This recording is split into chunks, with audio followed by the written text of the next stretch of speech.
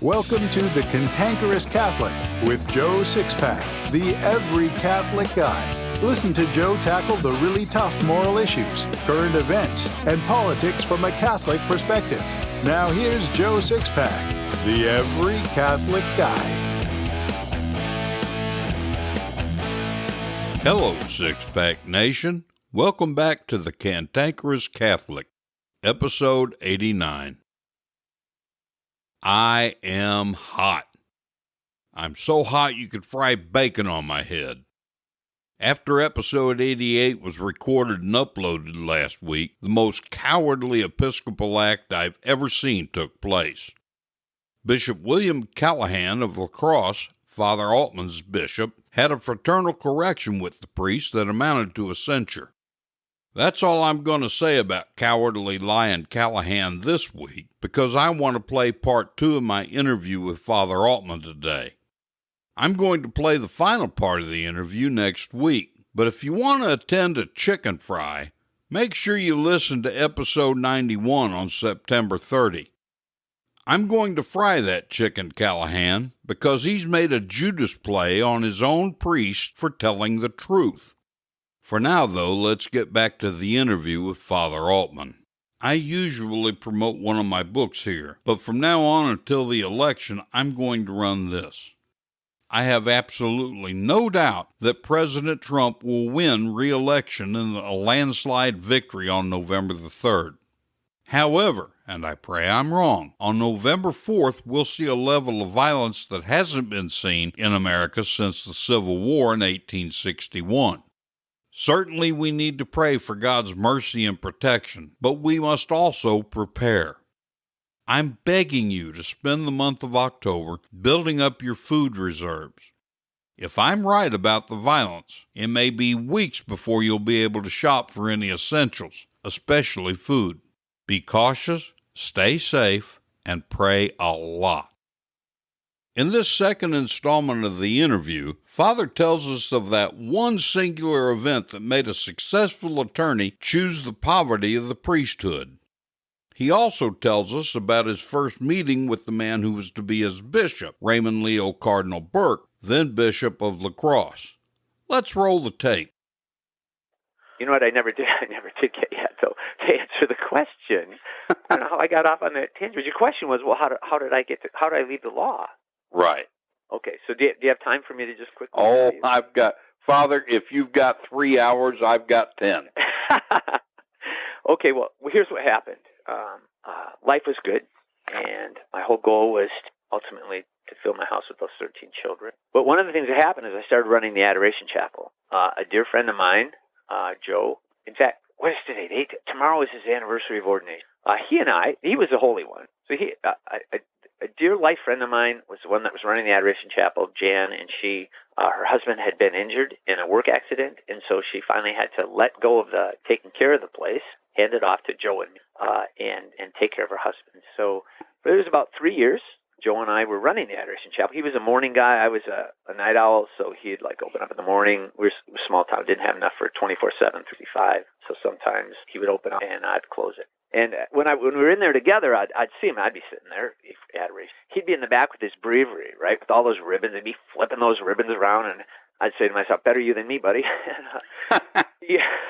You don't even know how God is preparing you. I remember having to do benediction sort of a thing, kind of a repetition at the end, and I'd have to chant in front of, there's a small church, there might be 3 people there at the end of the night, at 11 o'clock at night, and I'd have to chant the Tantum Ergo. And for me to do that publicly, when I was a kid, they say, "Oh, you want to be a rock star, right?" But it sounds good in theory, but just try and stand in front of a few thousand people screaming. It's very intimidating. It was intimidating for me to have to sing the chant, the Tantum Ergo, in front of these people. But who knew that one day I was going to have to do it on a daily basis? Anyway, so 3 of us were running it, and after about 3 years, Jan said to me, "Hey, we're going to go to an ordination in Marquette, Michigan." So that's about a 3-hour drive one way. It's on a Saturday, and you should come with us. And I said, "Nope, not going to do that," because what it meant is I had to spend, as a lawyer, I was spending 60 hours minimum a week, working really, really hard, in a suit every day, and Saturday morning I would sleep in. And then I'd sweatpants or whatever, and I'd do all the household chores, go to the store, mow the lawn, do whatever needed to be done, and then what I would do is Saturday at 6 p.m. to Sunday at 6 p.m. I kept 24 hours holy, stay holy. Because, when you're a lawyer on Monday morning, you have people's lives hanging in the balance. They're in your hands. And so you sort of kind of prep on Sunday night. But I wasn't going to cheat the Lord out of his 24 hours. So it was 6 p.m. Saturday. So what it meant is if I went to this ordination, what it meant was I would have had to get up about 5 in the morning on a Saturday, shower up, get dressed, and do it again, and then drive 3 hours one way to Marquette.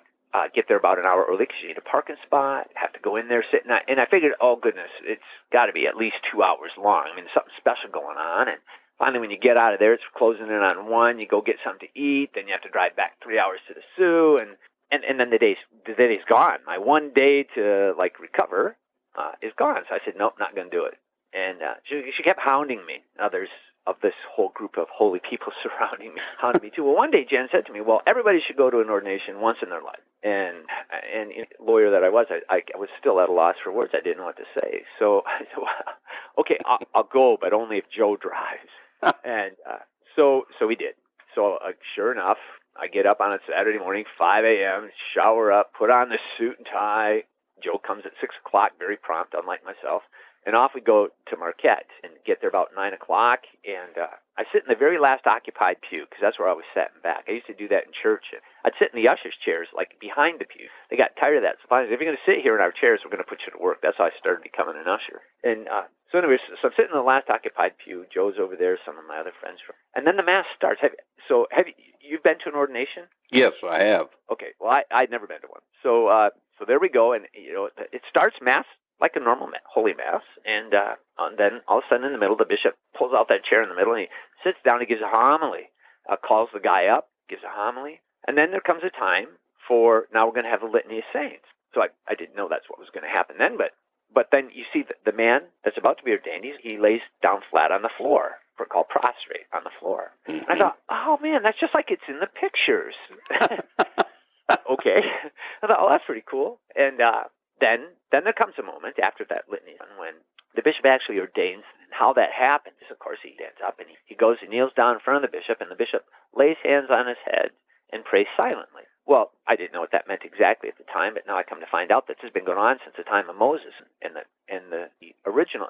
Remember, Moses was leading those guys, the whole couple million Israelites out of in the Exodus, and everybody came to Moses to solve their problems. And finally, he said to God, "Well, listen, I can't handle everybody. I need some help here." So God said, "Appoint 70." Well, that eventually formed into what's then the Sanhedrin. Right.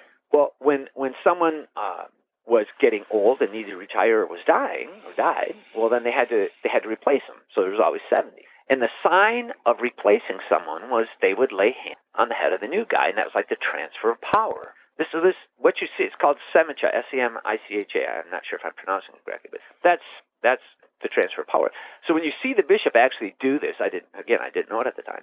That's 3,400 years old. So sure enough, the guy gets up, kneels down in front of the bishop, and the bishop does that. And I thought, wow, that's just like the pictures. and then he gets up from that place, and the ordination has actually occurred at that moment. But here's what I didn't know. What I didn't know is that shortly thereafter, one by one, every other priest from the diocese, the priest friends from seminary that have already been ordained, one by one, they come up and they lay hands on them and pray. I've never seen that. And just about the time they started doing that, so we had a magnificent cathedral choir in Marquette. John Ignatowski was the leader, and they started in with this Taizé chant from that monastery in France called Veni Sancte Spiritus, Come Holy Spirit. Beautiful. Sometimes the words are in German and it crescendos, and they had these trumpets. And so I actually did the math once, and at this point in my life, I'd been on the planet for about 1 billion with a B, 300 million seconds. So what I'm going to describe to you was less than 10 seconds. There are no words there's just words. No matter what I say is going to. What happened, the only way I can describe it is like a moment must have been at Pentecost, in the upper room. Right. And it was like a great weight came down. Now you're just sitting there minding your own business. I'm in the last pew, minding my own business, and it was like a great weight came down upon me, like intense. And then I heard a divine love, and all the voice said, just as clearly as I'm talking to you, you're supposed to be up there. And it wasn't like a mean voice, like, "You loser, I've given you all these gifts, I've taken care of you, and you aren't up there. What's wrong with you?" It was a voice of love that and it was so overwhelming that I started to cry, like very publicly, cry out of the blue, and all my friends are around me. Here's a tough old lawyer, and I tell you that in that 10 seconds, I knew my life as I knew it was over, and I didn't even know there was such a thing as a directed vocation. It took about a year's worth of, just trial and error to work through this whole process. Most seminarians get to go look at the various seminaries before they even go, and I just through just a collection of miraculous events, God's providential events, which are nothing less than miraculous. I get a call from the director of vocations down here in Cross and said, Bishop Burke has like a 15-minute window of opening on, I think it was August 9th of 2000. Can you come down? So it was like a 10-hour drive away. And I said, okay. I had to arrange a few things in the schedule because, our lawyer schedules are kind of filled up. That's how you make money. Did your dad ever tell you, do you think money grows on trees in the backyard? Did you ever hear that? Yeah. A phrase like that? Well, my dad used to say that when I was growing up. He grew up on a farm in the Depression. He knew you had to work. And that's another gift from my parents, is that we're not relying on the government to support us. We have to work. If you're capable, you get up and you go to work. I started washing dishes in a restaurant when I was 12. So, anyway, so I rearranged this. Oh, so I know what I was going to tell you. So as a lawyer, what I found out is that kind of does grow on trees in the back. All I had to do was say yes to a file, and suddenly there was money. Life was good. I rearranged everything, though, and came down, and I got to meet with Bishop Burke in his office for about 15 minutes. And I walked in. I was so tongue-tied. It was only, I think, the third time in my life I'd seen a bishop. When I was 7th grade, he anointed me and slapped my cheek because it was confirmation. And then I saw a bishop once up in the diocese, was making a church into a consecrating. I walked into his office, and I was so tongue-tied because he had even back then in 2002, he had a reputation for being an awesome, holy star among stars in the U.S. Catholic Church and yes, he around did. the world. And I walked in. And I called him Father because I was just so bewildered. The thought that immediately went through my head is, oh goodness, he's going to think I'm an idiot at whatever my career was supposed to be. Thankfully, he didn't think I was an idiot, and then the rest is history. But it all came to, and I didn't find out later what mystical experiences really were, which I found out in seminary and spiritual classes and direction, that it's a genuine mystical experience. It's not a command performance. Like I wasn't even asking God for any particular. I was content to go back to Sault Ste. Marie and be a lawyer. It's not a command performance. We can't order God to answer our question right here, right now. Hey, buddy. That's not the way. It's also very short. And like I said, I don't know if that lasted 10 seconds, this experience out of the blue, expecting it. And then the third criteria to know that it's a genuine experience is that it is so God-like, so mystical that it changes your life. And it certainly did mine. I know my family was completely against my leaving behind the law practice, which I'd for 12 years, to go to seminary. They thought, are you crazy? Are you out of your mind? But they weren't there when I was, several hours a week down in the Adoration Chapel. They weren't there when at 2 a.m. I was out scraping the windshield and driving down to the Adoration Chapel. They weren't there when that grace, through being in the presence of the real presence, just irradiates you like a microwave in ways you don't even know, you can't even see. And they weren't there for that 10-second when I heard that I love. So that is the long story as to I think it's a great story. How I ended up. A couple of things. Can I say, too, though, that it is not because I was holy, and nor because I'm holy now. That's what it would have taken to uproot me, something inexplicable. It would have taken to uproot me because I was firmly invested in the law in my life, and so it would have taken something pretty dramatic to move. What's that? The inertia, a thing at rest tends to stay at rest. Right. So, yeah. So, but it wasn't because I was holy. I still, to this day, on my ordination card, I said, "By what miracle am I part of this?" To this day, I ask the same question. And I often say it this way: I say, "What were you thinking?" I'm so unworthy, so undeserving, still baffled that He loves me. That's wonderful, Father. I appreciate that. This is the way God seems to like to work. I'll give you a personal example. My priest, when I was received into the church, was a very holy octogenarian who came out of retirement to take a parish that would have otherwise been shut down. He belonged to a missionary order, so he was incredibly evangelistically minded. Even while I was a catechumen, he began pushing me, not urging me, pushing me to share the faith. I won't tell you everything that took place, which includes involvement from the archbishop, but I will say that this holy old priest won out and I began evangelizing. From that day to this, I hate the idea of doing anything to evangelize or teaching the catechism.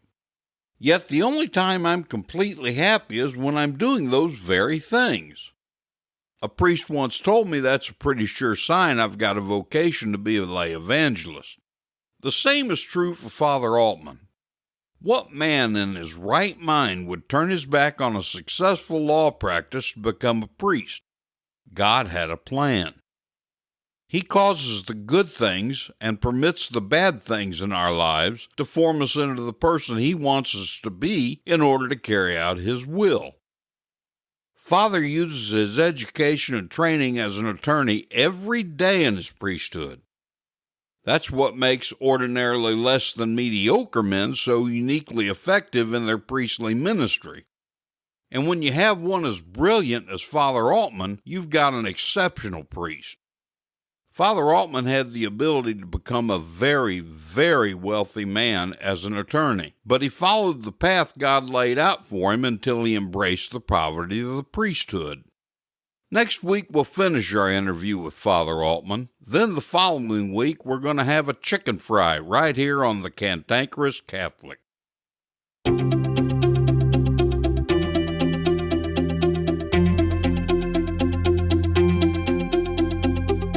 Do you have an apostolate you'd like other Catholics to learn about? Maybe you have an e-commerce business and you want to build sales while supporting a Holy Orthodox apostolate. Whatever you want to advertise, the Cantankerous Catholic is your portal to success. The Cantankerous Catholic isn't even a year into broadcasting its weekly shows, and we're already listened to in 16 countries, all 50 states, and 101 major cities throughout the U.S. and Canada. Our listener demographics are the most sought after for advertisers. The Cantankerous Catholic avatar is 53% men and 47% women ages 18 to 34. The show's average growth rate through 2019 was 24% per week, and our listeners are Orthodox Catholics who reject heterodox Catholic positions and political correctness.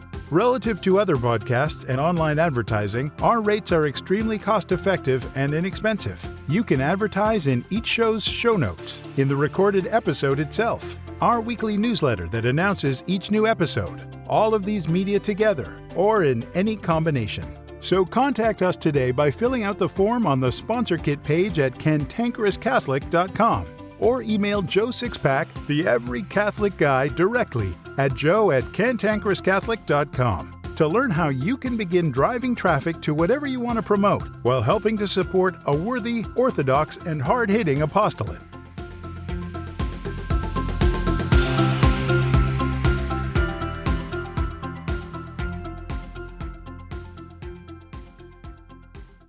Joe Sixpack, the Every Catholic Guy, wants to make sure you're informed about all the Catholic news you need to know. Here's Joe Sixpack's top 5 Catholic news picks for this episode.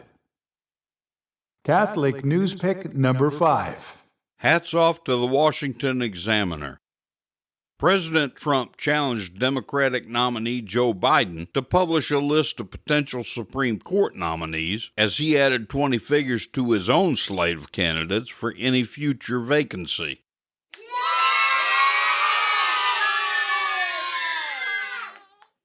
You can read the whole story by clicking the link in my show notes.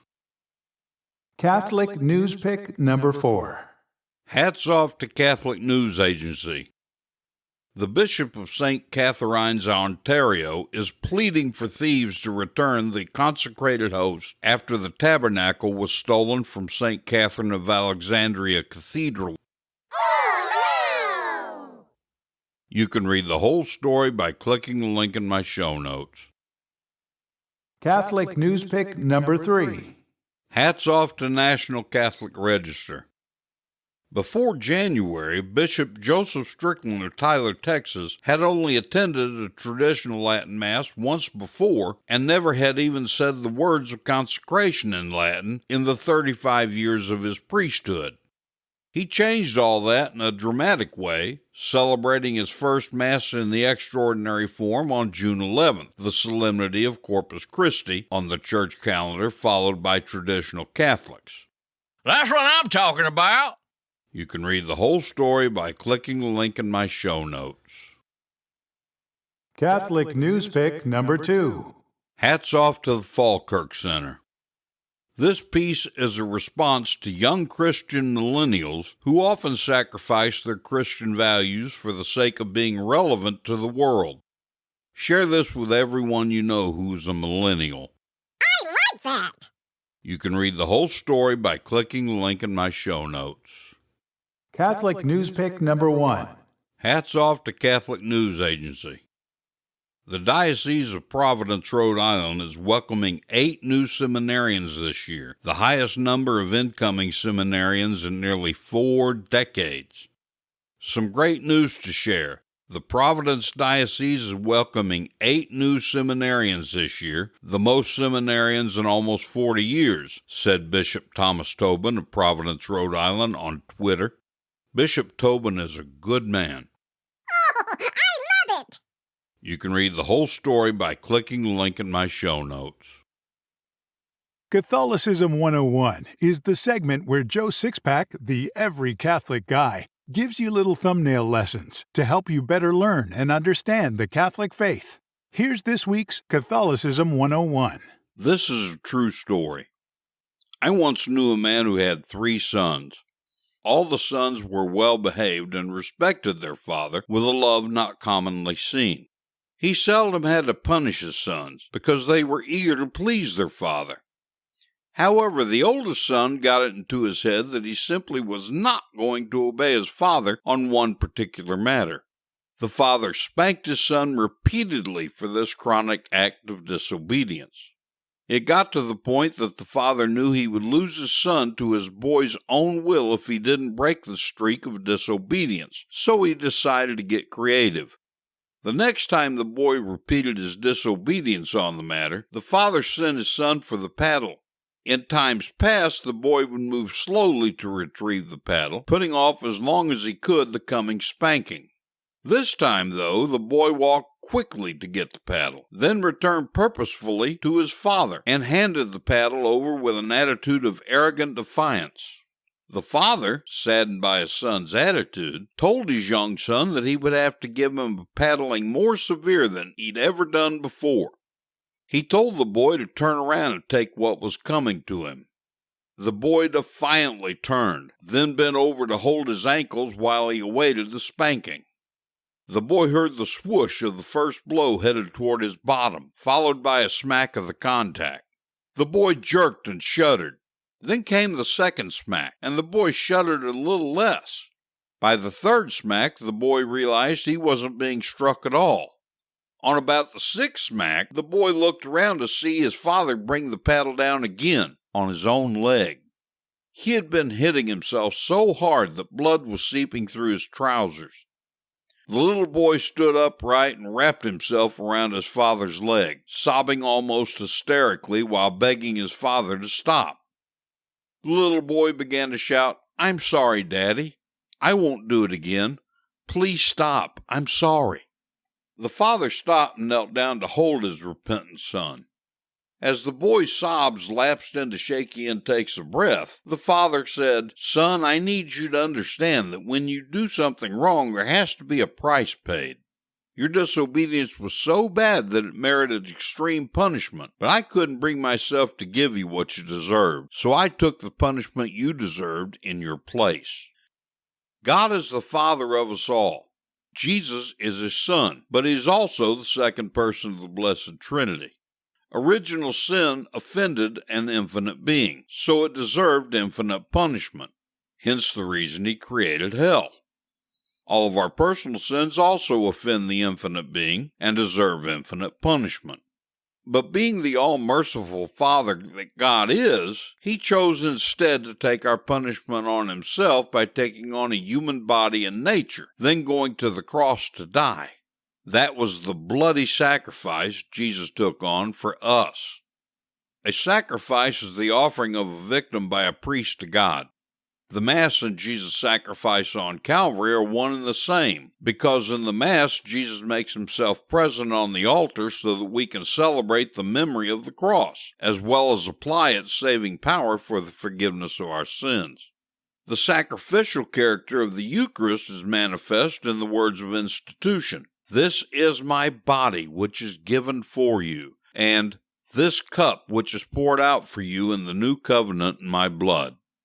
In the Eucharist, Christ gives us the very body he gave up for us on the cross, the very blood which he poured out for the forgiveness of sins, according to the Catechism of the Catholic Church. The holy sacrifice of the Mass is at one and the same time the sacrifice of the cross made present on our altars, a memorial of Jesus' death, resurrection, and ascension, and a sacred banquet at which we receive him in Holy Communion.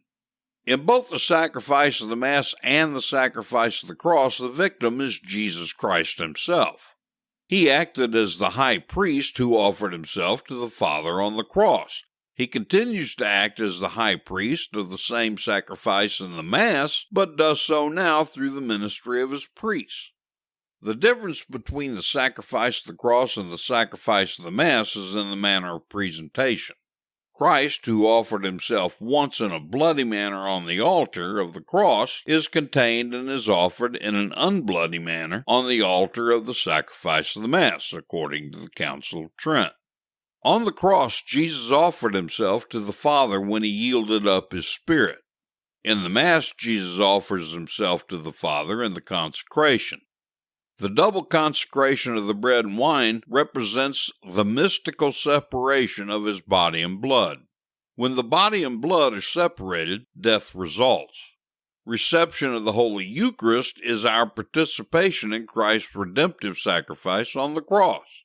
The purpose of the sacrifice of the Mass and the sacrifice of the cross are one and the same. They both give glory, praise, and worship to the Father.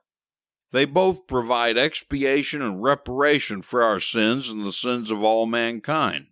They both appeal to God for the natural and supernatural favors we need, particularly those which help us to become holy. Next week, we'll look at the mechanics of the holy sacrifice of the Mass. Then we'll begin looking at Holy Communion. After we finish with Holy Communion, we'll take a look at how to give proper respect to Jesus in the Holy Eucharist, and how so many people grieve him today by taking him for granted and showing him so little respect. What do Billy D. Williams, the celebrated American artist Norman Rockwell, and famed comedian Jimmy Durante have to do with one man's journey from conservative Judaism to the cross? Everything. Marty Barrick has lived one of the most fascinating conversion journeys ever told. In Calvary Road, Marty's biography, you can read about Marty's military service with Billy D. Williams, how Norman Rockwell helped him pass a college course, how, in his deep abiding love for his late wife, Marty helped Irene travel the road of sanctity, how the times are quickly reaching critical mass for fulfilling prophecy concerning the Jews, and much, much more. Get your copy of Calvary Road by Marty Barrick today, in print or ebook on Amazon, Apple Books, Barnes & Noble, and Kobo. The Catholic Church is 2,000 years old. A lot of wisdom is gained over 2 millennia. Each week we'll share some of that wisdom with a Catholic quote. So here's this week's Catholic quote. This week's Catholic quote is from St. Augustine. He said, "The angels surround and help the priest when he is celebrating Mass." I believe a really great way to teach the faith is through stories, parables, and anecdotes. So here's today's story. Many years ago, a ship was wrecked off the coast of Ireland. The captain had the reputation of being very cautious. nor was the weather so stormy that it explained the immense distance that the ship had swerved from her proper course. Accordingly, when the ship went down, there was so much interest in the disaster that a diver went below to determine, if possible, the cause of the wreck. Among other things the diver brought back to the surface was the ship's compass. Inside the compass box they found a tiny bit of steel, which appeared to be the tip of a knife blade. They concluded, and later confirmed, that the day before the wreck a sailor had been tasked with cleaning the compass. In digging out some dirt, he had used his pocket knife and had unknowingly broken off the very point and left it in the box. That little bit of the knife was enough to throw off the compass by 1 degree and cause the shipwreck. This is a picture of venial sin. Even the smallest sin deflects the soul from its course toward God, and affects the conscience, which is the soul's compass. Such sins even sometimes wreck a soul. Avoid venial sin, even though it's a less serious offense against the law of God, but it isn't a slight matter. Venial sin doesn't cause spiritual death, but rather spiritual sickness and laziness. Help your fellow Catholic six-packers. They need to be listening to the Cantankerous Catholic, and you can help them find it better if you leave a review at Apple Podcasts, Stitcher, Spotify, or Google Podcasts. Leaving a review will make it easier for other Catholics to find the Cantankerous Catholic, because reviews cause the podcasting platforms to show it more often. And I thank you in advance for leaving a review. This has been the Cantankerous Catholic with Joe Sixpack, the Every Catholic Guy. Thanks for subscribing, and be sure to visit CantankerousCatholic.com to get your free copy of Joe's popular book, The Best of What We Believe, Why We Believe It.